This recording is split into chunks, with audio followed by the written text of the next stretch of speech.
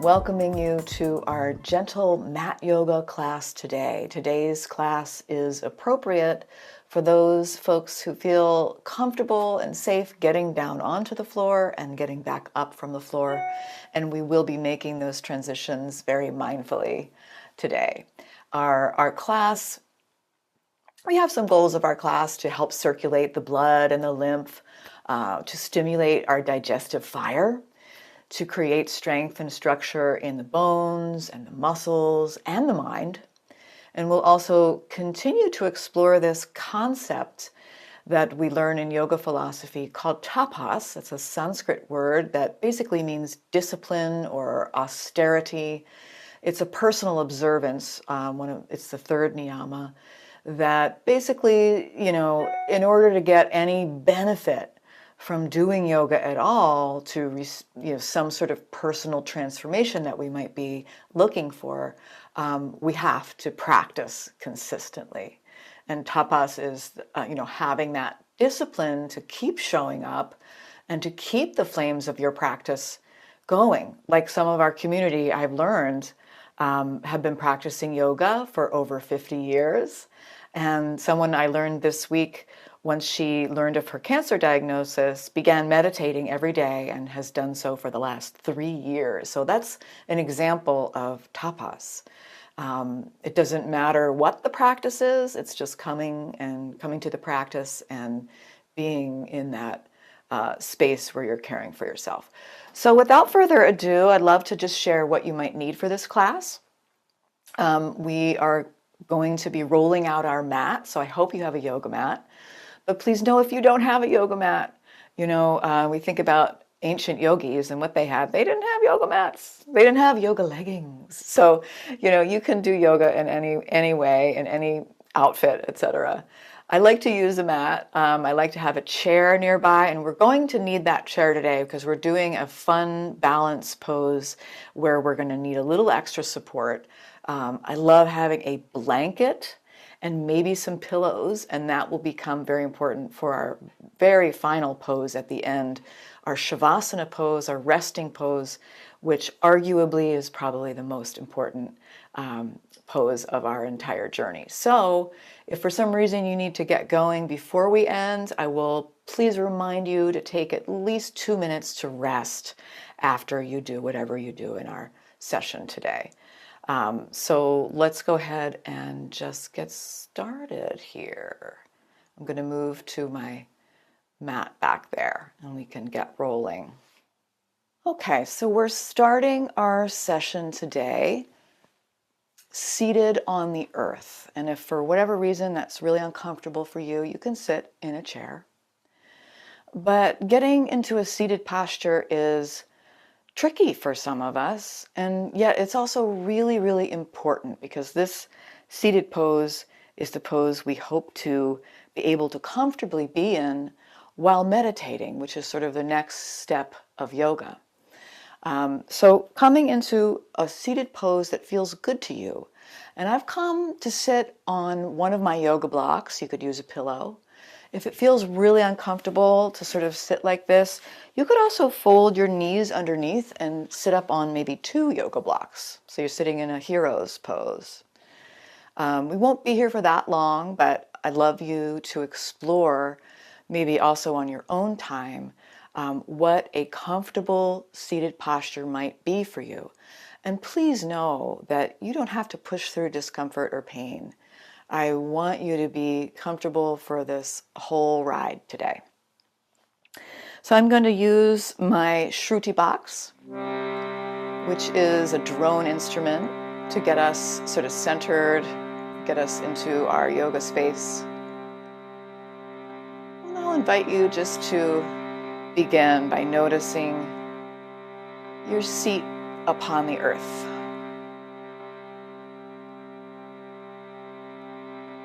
Your crown lifted to the heavens. And you could begin to turn your awareness inward to the sensation of breathing, breathing in, breathing out at your own pace.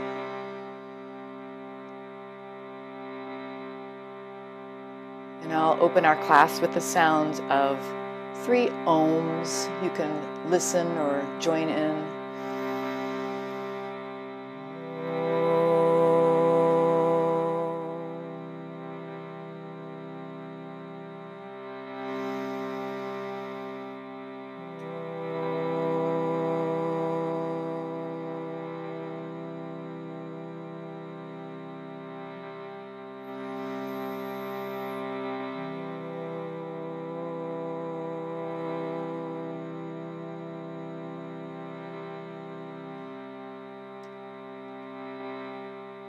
Now I'll invite you just to move your mind and maybe even place your hands on the upper abdomen.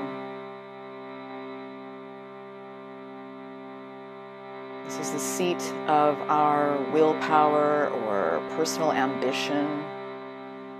And into this space we'll breathe and perhaps envision a little fire burning within. And our exhalations, we can create a humming sound. This is called bee's breath.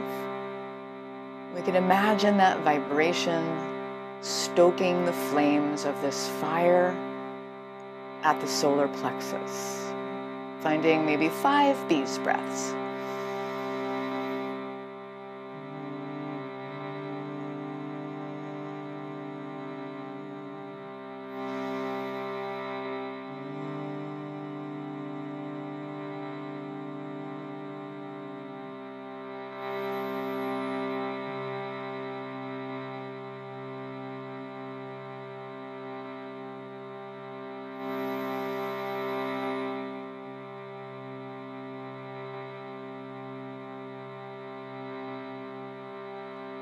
One more.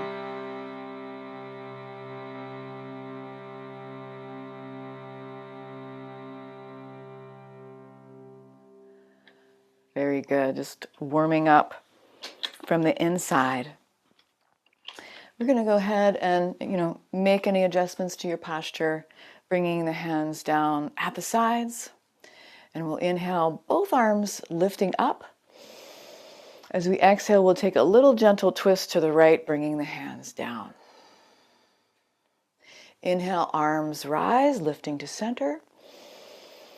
Exhale, arms down and to the left, twisting to the left, very gentle twist. Breathing in, lifting up. Breathing out, twisting to the right, stoking the flames of that fire. We're breathing in, lifting up. Breathing out, twisting to the left. And now inhaling, the arms up. We can exhale the hands down through heart center and just resting the hands in Anjali Mudra at the breastbone and taking a moment to connect with all of the other Waldenstrom's friends in this space today. And reminding yourself of your reason, why you're here, what is motivating you to come to our practice today. Maybe you just need space for self-care. As we connect and find motivation, this can stoke the flames of our practice, the tapas discipline, to motivate us to continue on.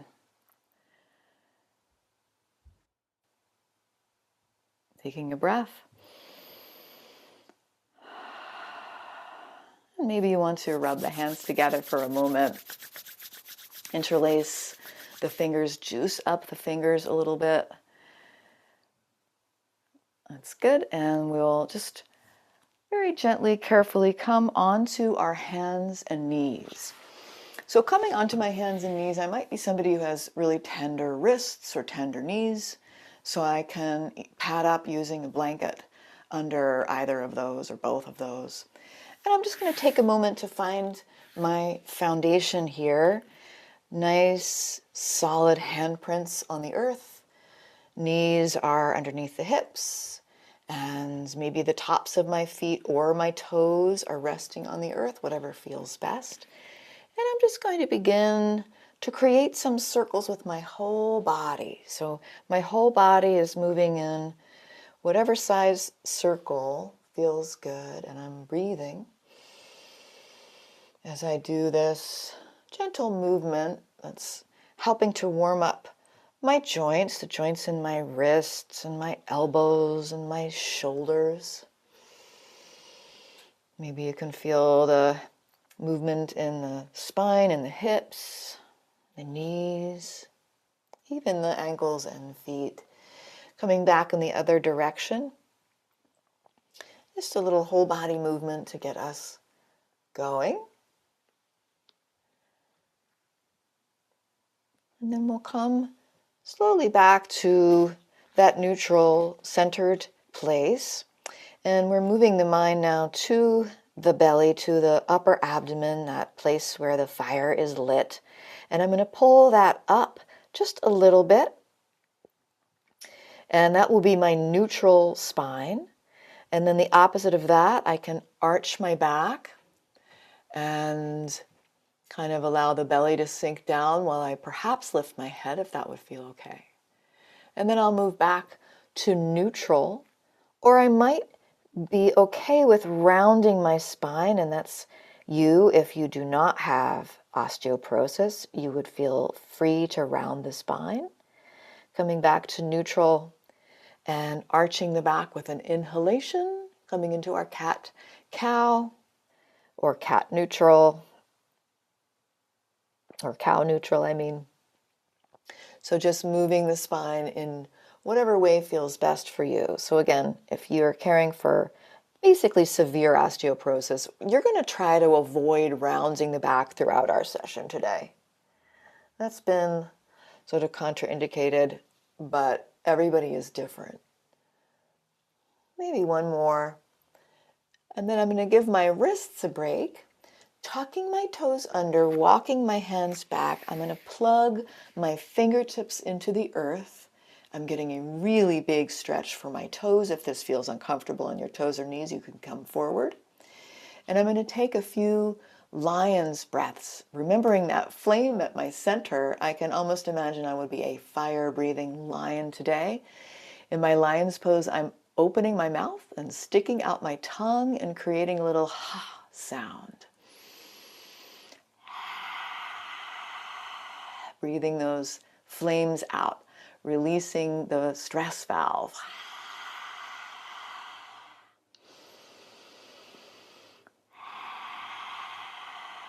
And then coming back to our hands and knees. I'm going to come into that nice neutral posture and feel my foundation again. And then I'll stretch my right leg out, keeping the toe on the earth. With the toe on the earth, I'm going to rock forward and rock back in order to stretch my toes and my right calf. Modify accordingly, of course. And then I'll come back to neutral and see how it would feel to lift that right heel up. My right leg is still extended, and I'm lifting that right leg up off the earth, and I'm pulling the belly up and in. My flames are burning here in my core, and I might spider walk that left hand forward a little bit, see how my balance is feeling. Maybe I can lift that left arm and extend the left arm long. Take one breath and come back down, everything down on the earth. And then I'll tuck my, I'll extend my left leg, toe on the earth, rock forward, rock back. And then see how it would feel to lift that left heel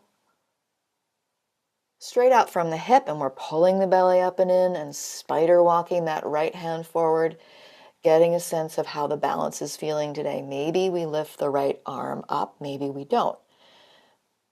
Big breath and release down. And you could take, anytime you can take a break from this if this feels like too much, but I'm going to get my flow on here. I'm lifting opposite arm, opposite leg, with my breath moving in and out. This is called balancing tiger. Sometimes we call it bird dog. It is a wonderful core exercise. If you're caring for shoulder issues or neck issues that feel exacerbated by this, you can also do this lying on the back. So you can imagine just putting your whole body on the back and doing the same exact movement. Good to stimulate the core. All right, I'm going to take a little breather here and come to child's pose. So I'm going to separate my knees for child's pose and sit back towards my heels. And this could be a big stretch for your hips. If it doesn't feel comfortable for your knees or hips, you can skip it and take any kind of rest pose that might feel good. I'm looking to get my forehead towards the earth. If it doesn't touch the earth easily, I might bring a block or blanket underneath. And within this sort of safe space of my child's pose, I'm going to reconnect with my breath, reconnect with my reason for practicing today. You may be feeling that breath at the back of the body. 2 more breaths. Very good. And we'll begin to slowly walk ourselves up onto those hands and knees again. And very slowly, carefully walking our hands up onto our thighs. So we're balancing on our knees. Balancing on our knees. And I'm going to roll my wrists a few times here. Rolling my wrists a few times. I'm going to see what it would feel like to bring both hands forward and bring the palms together. And then I'm just going to slowly twist to the right, bringing my right arm out to the right, wiping to the right, and then coming back to center, both hands straight ahead. Big breath in. Exhale, twist to the left. Inhale, center. Exhale, twist to the right, right arm coming back. Both hands center, and then the left arm coming back, twisting to the left. And maybe you do one more like that. Wiping to the right, coming to center, wiping to the left. And then we can bring both hands overhead and to the heart center. Just taking a moment, connecting with that core. And then in whatever way feels safe, I might even want to walk towards a piece of furniture and come to stand. So I'm going to come up to stand mindfully. And I might even, that's really great, Nigel. I love the use of the hands on the knee. I might even take a moment to take a sip of water.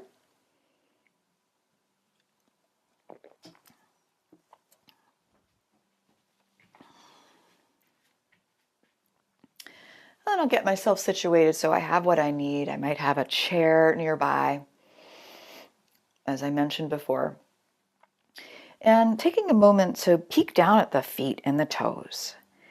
And I'll put a request into my toes. Maybe they listen, maybe they don't, to lift and spread and dig back down. Many of us caring for peripheral neuropathy might have diminished sensation in the feet or in the lower limbs. So we're just working with what is available right now. And, even just inhabiting these areas with the mind and with the awareness is useful. Lifting and spreading the toes, digging them back down. One more time. And here I am in my mountain pose with my feet anchoring down into the earth. My arms are resting at my sides. And I can imagine that taproot going down into the earth. And as I breathe in, I can draw up that nourishment into my whole body. As I breathe out, I can let my tension go through my fingertips. So I'm breathing in and breathing out. Feeling the strength in my legs, stability in my core. One more breath in mountain pose. And then if you would like, you can see what it would feel like to come up onto your tiptoes and back down. Maybe it's a short little float. We're going to lift the arms up if that feels safe. You can always grab onto your chair, right? If you fall out of it, we're just observing what our balance edge is today. And we're just coming right back to it. Notice as you come up where you place the weight in your feet. Is it on the outsides? Could it be more towards the insides where we have the structure of the big toe and the ball underneath the big toe to support our lifting? A little bit more muscle there. We're breathing in, breathing out, and we'll take just one more of these tiptoe floats, releasing down gently and coming down into our chair pose. So sinking down into the knees. I'm going to bring my hips back and pulling my belly towards my spine, kind of turning on that awareness of my core stability. And I might bring my arms straight out in front. I'm isometrically pushing my feet apart. This is a really challenging pose. Sometimes we call it awkward pose, and there's obviously a reason for that. I'll inhale and lift my arms and straighten my legs. And then sinking back into my chair pose, option to bring the arms back behind you and squeeze the shoulder blades. So I'm breathing in, lifting and straightening the knees. Breathing out, sinking down. Maybe the arms come back, squeeze those shoulder blades.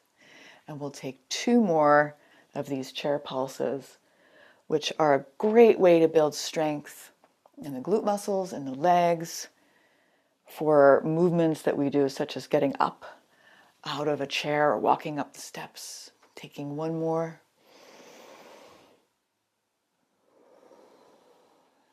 Beautiful. And then I'm coming back to my mountain pose.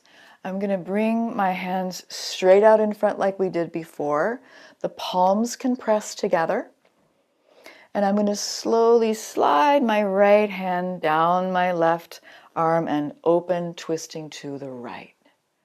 I'm going to let my hips go with me. So it's a gentle torso twist. Coming back with that right hand, hands to center, breathing in. Exhale, open, twisting to the left. One more on each side. Inhale and exhale, twist right. Inhale, center. Exhale, twisting to the left. Bringing both hands up. Big breath in. Exhale, hands to heart center. It's always a touchstone throughout our practice, this Anjali Mudra pose, the hands at heart center. Just a reminder that we're not alone. Taking my right foot forward and my left foot back at a little angle for warrior one pose. I'm sinking into my right knee, and my torso, rather than being leaning forward, is nice and upright. I can squeeze my left glute muscle, and I can take my hands to heart center, or I might like to lift both arms up and hook the thumbs. If that feels like too much for the arms or the shoulders, you can keep the hands at heart center. And moving the mind once again to that solar plexus and breathing into that space. Feeling the openness in the chest. One more breath. Releasing the hands down if you had them lifted. We're just going to shorten the stance a little bit. Both legs will be straight. If you feel wobbly here, kind of widen the base by walking the right foot to the right. And I can choose to keep my hands on my hips, or I might grab opposite elbows behind the back if that's doable for me. Always going to go with what my body is telling me, not my mind. And slowly taking a bow with a flat back. Again, those of us with osteoporosis are wanting to stay away from rounding the back. So I'm getting a really nice stretch for the back of the right leg. I'm tucking my chin. That's beautiful, Judith. And finding my breath, imagining that there could be a light coming out of my heart, shining onto my big toe. For one more breath, slowly making your way up and releasing the hands and letting the arms kind of dangle and swing.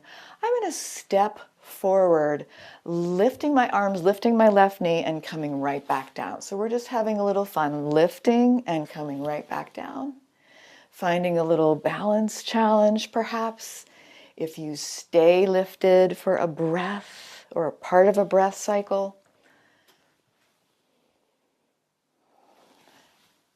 Very good. And then we'll just all meet in mountain pose, Anjali Mudra, hands at heart center. Very good. Stepping now the right foot back and the left foot forward, bending into that left knee. That right foot is at a little bit of an angle, and my hips are kind of sort of facing the top of my mat here. It's beautiful, Margaret. And then we're squeezing that right glute muscle, hands at heart center or arms lifted, however feels best for you. Only you know that. And my torso is upright. Finding my breath. Maybe I feel a nice stretch in the front of my right hip. Beautiful, Karen. And we're slowly releasing, hands down, shortening the stance. Both legs are straight. I could take the arms behind the back or rest the hands on the hip. Whatever, if you did the arms behind the back, do the opposite arm on top from what you did last time. And again, we're looking to shine that light from the heart down onto the big toe, folding forward, keeping the chin tucked so the head is just a natural extension of the spine. And, rather than focusing so intricately on each detail of the pose, just being in my breath is really, really my goal with any pose, any shape. Just being in my breath.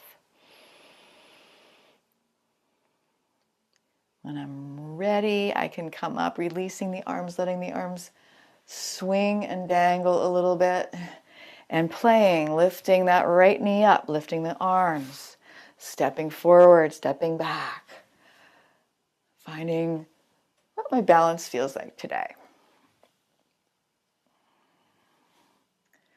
Maybe one more where you slow it down. Releasing the hands to heart center, coming back to mountain pose, hands to heart center. And then maybe we take a moment to get a little sip of water, and you guys can let me know how you're doing, feeling okay. Give me a thumbs up. All right. How is this? Is it better than aerobics, Anne? Or it's different? Not comparable, yes. All right, so how you doing, Judith? Awesome. All right, so let's come to a little bit of a wider stance. And maybe Nigel and Margaret, you could face each other on your mats, because I always like, partners can have this sort of exchange between them. They can mirror each other. It's kind of fun. But you do you. I'm going to take a moment to just circle my hips. Circling my hips in one direction and the other. And then I'll come back to neutral, bring my arms down at my sides.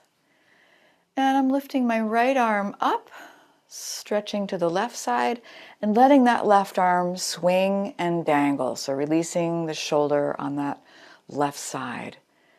Good. Breathing in, left arm lift, up and over, releasing the right shoulder. And we'll do one more on each side. So it's not about how far I'm bending, but more how I am extending, reaching towards the sky. You've got it. Last one, left side lift, letting that right shoulder relax. Awesome. And then we're coming back. And I might take a moment to just make some circles over my belly and remind myself of this fire that I have been stoking through my breath and through movement. And now I'm going to play with some side kicks. So I'll bring my hands to heart center, take a little bend to my knees. I might even shorten my stance a little bit here. And what I'm going to do is bring my weight over to one side and then the other, just to sort of get a sense of things. And then you might feel comfortable as you come to one side, lifting and kicking the other.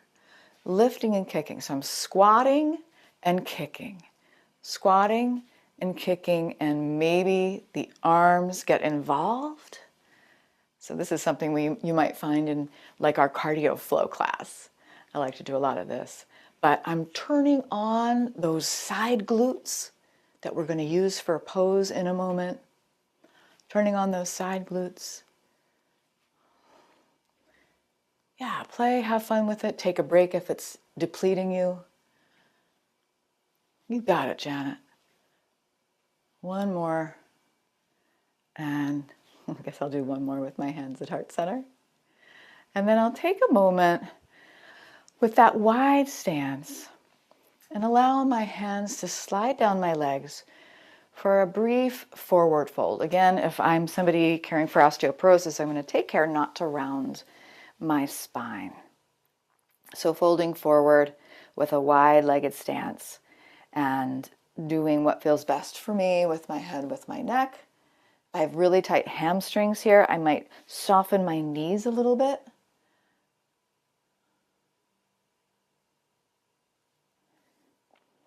And slowly coming back up.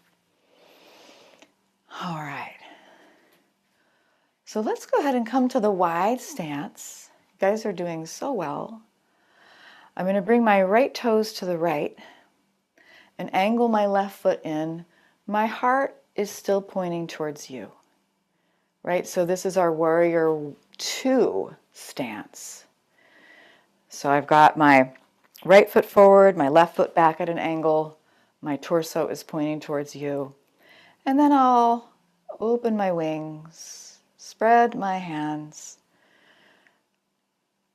hugging all the muscles along my bones. This is a bone strengthening pose.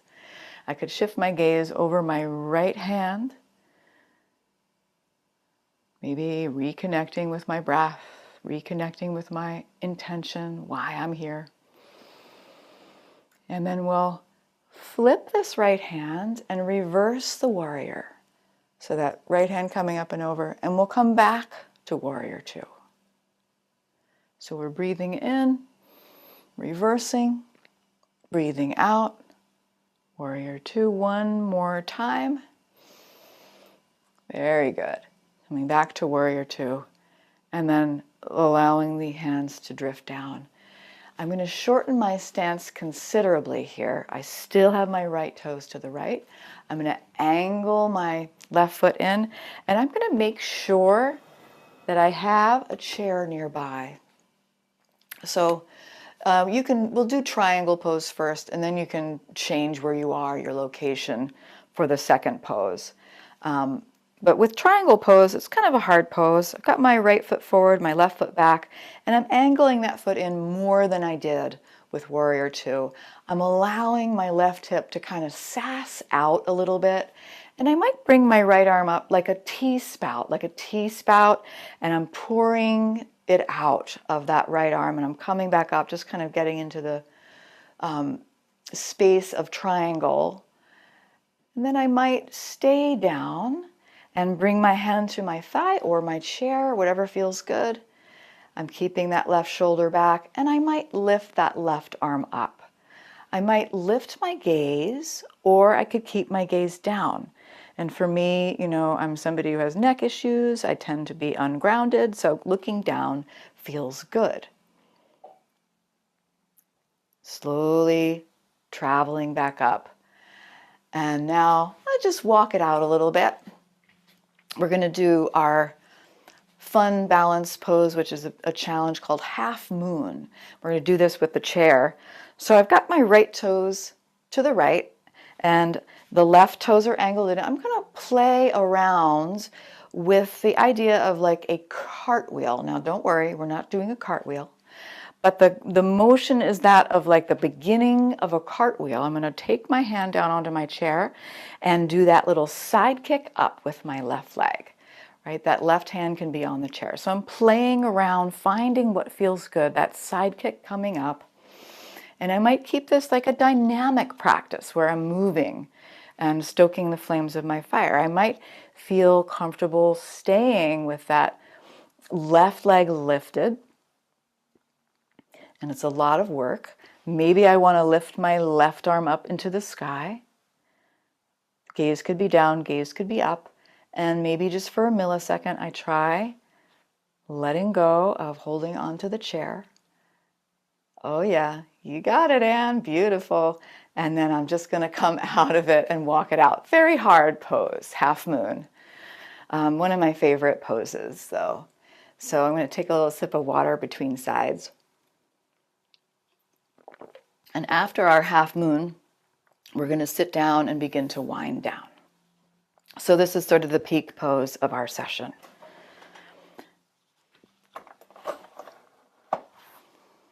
Getting situated. I'm bringing my left toes to the left. Actually, we have to do warrior two. Sorry. Big stance, wide stance. Left toes to the left, and bending into my left knee. My torso still pointed towards you. That's right. Arms reaching out. Turning my gaze over that left hand, hugging all the muscles along the bones, imagining this pressure I'm putting on the bones is stimulating bone growth, stimulating the proteins needed to form new bone. So it's putting more pressure than gravity on the bones in this posture. Flipping that left hand, we're going to inhale and reverse the warrior. The knee could straighten, the knee could stay bent, whatever feels best. Coming back to warrior two. You've got it. Breathing in, reversing. Nice stretch for the side body. Breathing out. And last one, last warrior, reversed warrior. And then we're coming down and shortening the stance for triangle pose. So I like to sort of ratchet my foot and then really angling that right foot in, and the hip goes with it. And I've got a little sassed out, like a sassy teenager hip here with my right hip. My left hand is my T-spout, and I'm just pouring myself forward over that left foot, keeping my right shoulder back. And then maybe I reach down, hand on the chair, hand on the thigh, whatever would feel good. Lifting that right arm up. Gaze is down, gaze is up, wherever it feels good. So lift that right arm to the sky, palm facing me. You've got it. Big breath. It's beautiful, Marnie. You can see your yoga practice. Many, many years of yoga. Come on back up nice and slow. And then I might walk it out, take a sip of water, get ready for my half moon. And I think it might be easier on this side because I know what's coming. But often my left side feels more challenged with balance because I'm a right hand dominant person. So we're just observing how this half moon on this other side feels for you. So I've got my left toes pointed towards my chair. I'm thinking about the days where I used to be able to do cartwheels and what that felt like to kind of launch myself into a cartwheel. And I'm kind of making the beginning of that motion. And then I might feel comfortable bringing my hand down and just kicking that right leg up. Maybe I start with my right hand on my right hip, kicking that right leg up. Got it. Beautiful. And you could stay doing a dynamic practice, or maybe you're looking to find a little bit of stillness, keeping that right leg lifted. Maybe the right arm reaches. Right arm lifting up towards the ceiling. Yeah, you got it. And then a soft bend to my right knee. I might try to disengage for just a millisecond and have my half moon. And then I'm coming out of it. Oh, so good, you guys. Really a strong practice. And so let's go ahead and face the chair. I'm going to inhale my arms up. Exhale, slow fold forward, hands on my chair or wall or countertop.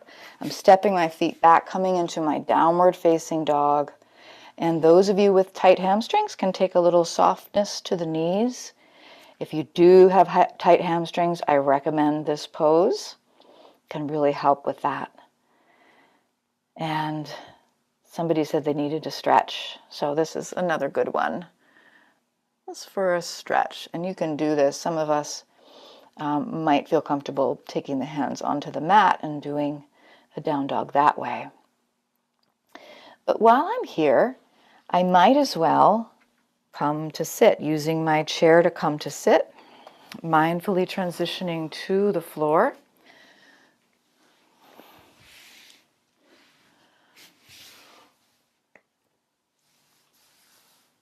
And taking a moment with my feet straight out in front of me in a shape that we call Dandasana or staff pose. It's pretty challenging to sit here with my legs straight out in front. This is something I could practice on my own in front of the TV, for example. I'm going to squeeze my legs together, zip up my core, allow my shoulders to relax, and I'm stoking the flames of my core. Just moving my mind to that part of the body. And I might take just one breath here. Sigh out the mouth. Beautiful. And now I'll invite you to just hug this right knee in. We'll take a really gentle twist to the right, bringing that right hand down behind you. Maybe you hug that right knee with your left hand. And we're keeping, as we twist to the right, we're keeping that left leg engaged. And we're using the core to sit up tall. Twist a little deeper if that feels safe. Right, find something to look at. Rest your gaze, rest your mind. And then relax back through center and switch sides. We got the left leg hugged in. I'm going to try to keep a nice upright spine here as I twist to the left. Left hand coming down behind me. Finding a place to gaze and engaging that right leg.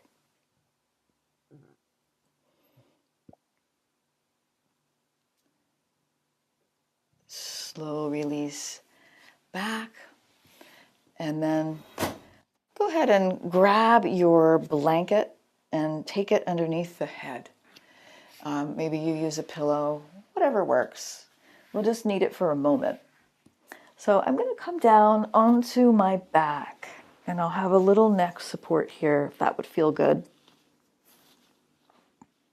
And I'm going to take a moment to relax my body. Like allow my shoulders to actually rest. I've got my knees bent. And what I'll do is I'll press my belly button down towards the earth, thereby erasing my lumbar curve. And then I'll lift that lumbar curve, accentuating it, pelvis tipping forward. And I'll just explore sort of ironing out the low back and lifting the hips. So it's a very subtle pelvic tilt movement. And I'm finding my breath with this. Nice, easy breaths flowing in and out.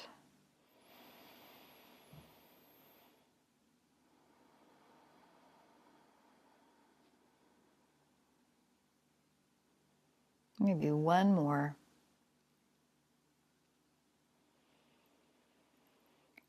And then I'll bring my feet out a little bit. Knees are still bent. And I'll take my feet almost to the edge of my mat and bring my arms to rest to the sides. And I'll just begin to wash my knees from side to side, both knees moving to one side Coming to center, moving to the other side. I'm breathing as I do this windshield wiper movement, which is helping to stretch my hip flexors and my low back.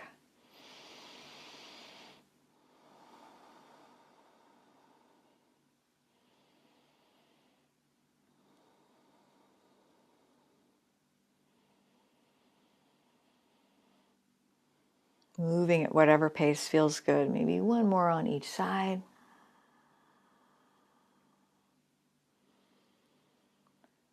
Very good. And then let's come back to center and hug the knees in towards the chest. Rock a little bit from side to side. Massage that lower back. Many of us care for tenderness in the low back.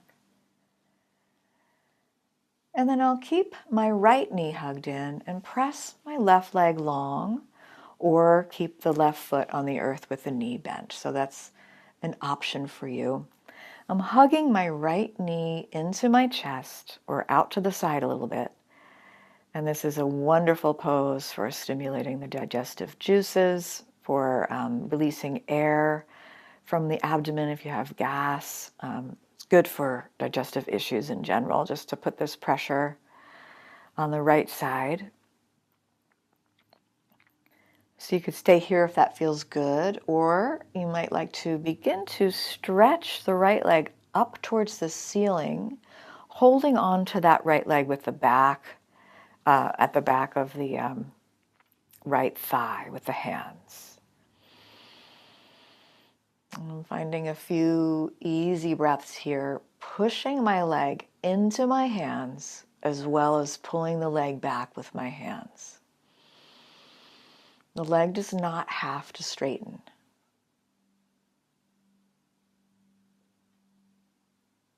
And then I might cross the midline of the body a little bit with that right leg. So I'm stretching the IT band on the right side. Really big stretch. Good. Come on back. Just center, hug that knee in again. And then we're opening the right knee over to the right. So we're opening the hip a little bit. And that left arm can reach to the left. And we'll take a couple of breaths here. Just let gravity kind of open that hip a little bit more, if it would feel comfortable.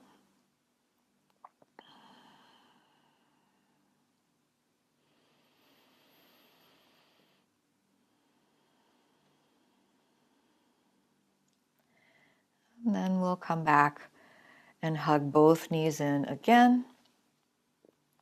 Rock from side to side, keeping now the left knee hugged in. You can place that right foot on the earth or extend the leg long, whichever feels better for you. And I've started with the right side and I'm moving to the left side because this is the way digestion flows from right to left. And that was the answer to my question in one of my first yoga classes. Why do we always start on the right side? And that's the answer that my teacher gave me. It all has to do with stoking the digestive fire, really. And now I'll stretch my left leg towards the ceiling, grabbing onto the back of the left leg with the hands. Pushing the leg into the hands, pulling the leg back so it's an active stretch. Kind of keeps me safe.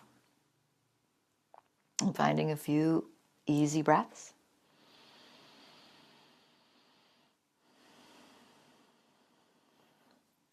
And then crossing the midline of the body ever so gently, ever so slightly. Getting that big IT band stretch. Very good. Release to center, hug the knee in. I'm opening my left knee to the left while I unfurl my right arm to the right and allowing my breath to infuse the shape. What can I let go of? Where can I let go of a little bit of effort? Well, I can imagine that I'm not necessarily stoking the flame of my fire anymore, but I'm letting the fire die down a little bit and making sure the embers are still glowing with my breath.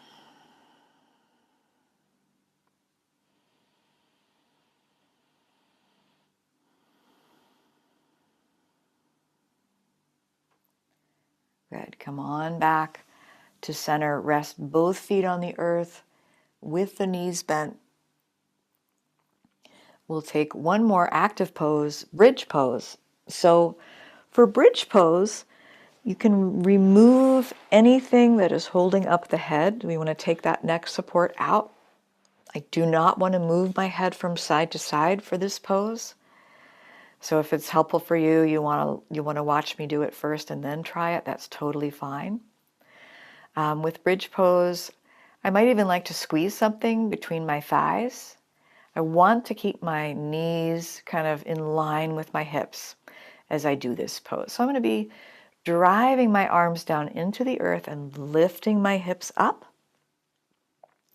Maybe I grab the edges of my mat and wriggle my shoulders a little bit higher, lifting the hips. And some of us might like to practice this pose by interlacing the fingers and again, wriggling the shoulders so you're a little higher. We're lifting the pelvis up, squeezing, finding an easy breath or two. And when you're ready to release, you can bring the arms overhead. I really like this, bringing the arms overhead and then slowly coming down, just one vertebra at a time, setting your spine down with such exquisite care, observing each individual vertebra.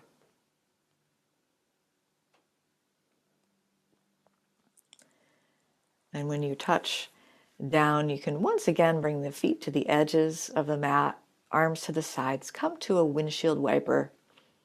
Let's rinse it out a little bit.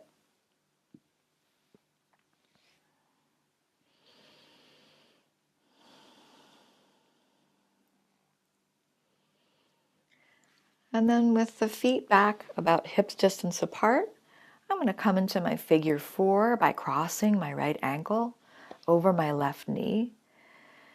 I might take my neck support back for this as I reach up and grab the back of that left thigh and hug it in. Or if that feels like too intense, I might just lift up onto that left tiptoe.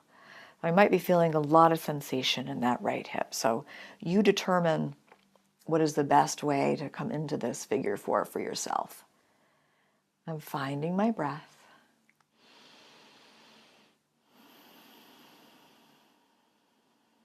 And this will really address all of the glute work that we did today, kind of stretching the glutes. If you have sciatica, this is a nice stretch to help with that. Releasing that left foot down, I'm going to cross my right knee all the way over the left. So the right knee is nestling on top. And I'll let both knees drift to the left while I open my right arm to the right. So a really gentle twist here. Knees to the left, right arm to the right. And I'm trying to keep my right shoulder just sort of melting, maybe touching the earth. Allowing my breath to do the work of allowing my body to release a little bit of effort, letting go.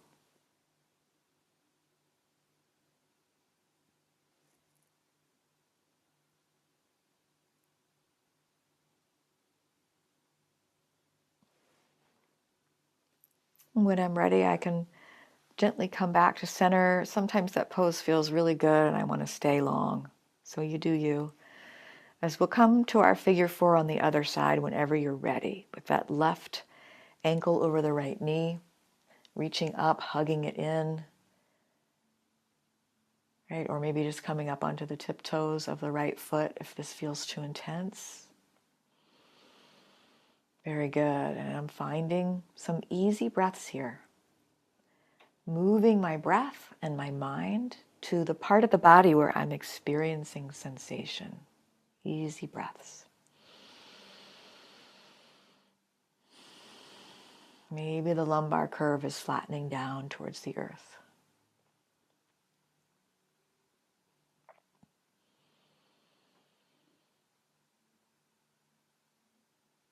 And gently placing the right foot down, crossing that knee over so the left knee is nestled on top of the right, and we're allowing the knees to drop over to the right side. Doesn't matter how far they go, we're just sort of exploring. We want to keep that left shoulder melting into the earth, left arm reaching to the left.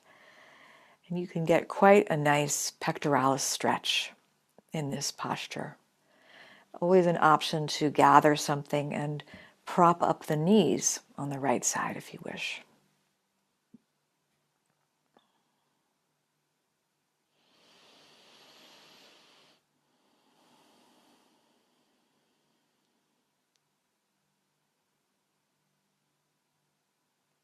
And you take 3 more breaths here, easing the exhalation all the way out. Letting go of all of the moments that led to this one.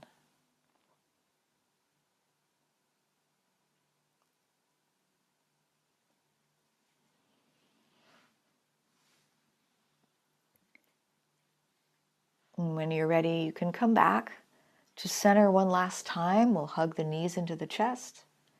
Maybe you want to grab onto the backs of both thighs, push both feet up towards the ceiling, point and flex the feet a few times, circle the ankles. And then take a moment, my friends, to get all of those supports you need for what I mentioned was the most important pose, our Shavasana pose. So I really recommend making an extra effort to get your body really comfortable here. I love placing a pillow or bolster underneath my knees and something underneath my head. If you get cold easily, grab a blanket. Maybe you're somebody who also has an eye pillow and you could cover the eyes. So taking a moment to really allow your body to rest. This rest is so important. And I have also brought out my Himalayan singing bowls, so I'll give you a little bit of relaxation guidance for our Shavasana pose. So coming into your Shavasana, the arms can rest at the sides.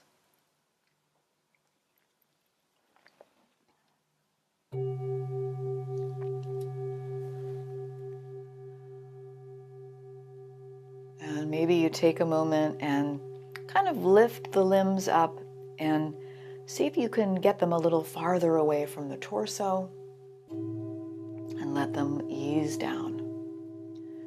So the legs are resting, the arms are resting at the sides. And gradually, with our practice of Shavasana, our goal is to let go of the physical container of the body, which is not so easy, so I'll give you a little bit of guidance. We can take a breath in, and as you exhale, let go of effort in the base of the skull, in the jaw, in the muscles of the face.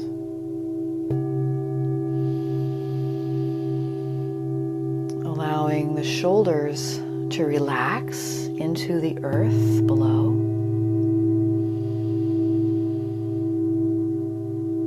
Letting the arms rest all the way down to both hands resting.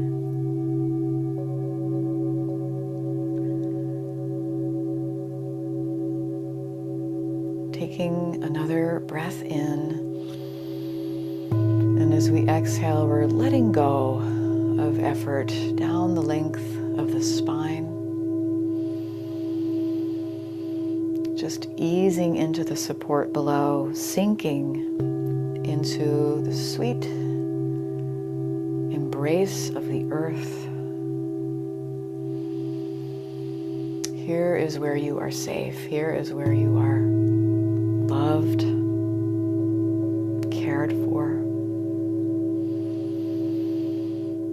Breathing in, and as we exhale, we're letting go of effort down the lengths of both legs, little by little.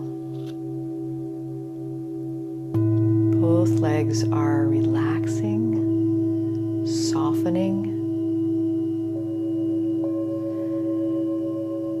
and you can allow the legs to even become heavy.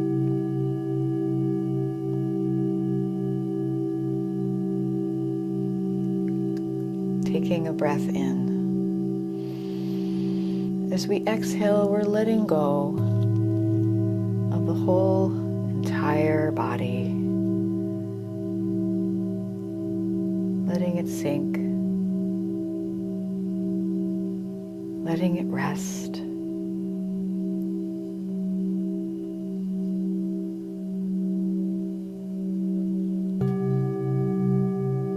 While we allow our spirits to float, dance.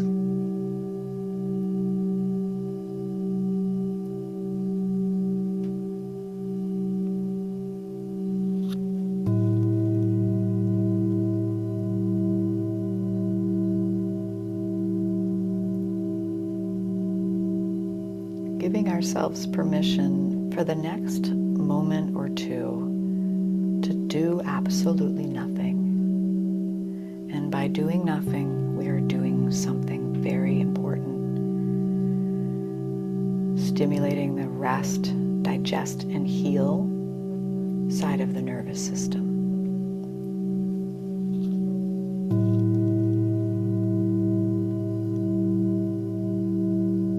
Letting ourselves rest.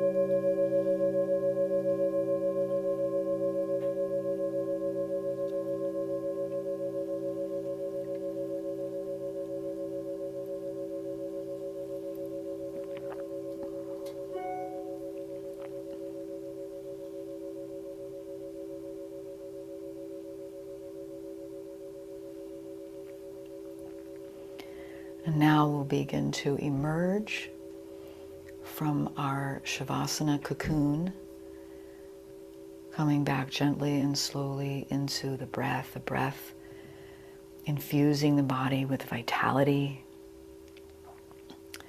and stoking the fire, the embers that are always there glowing.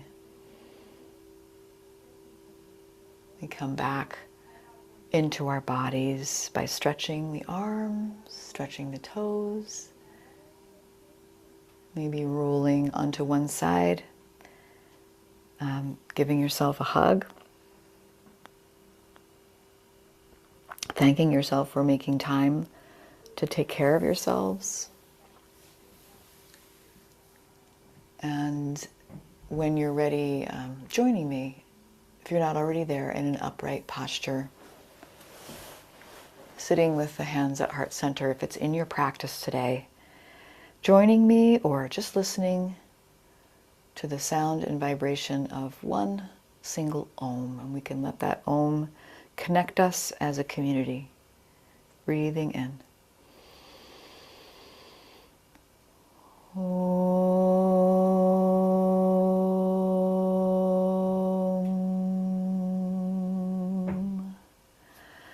And thanking you so much for your practice today, friends. Namaste.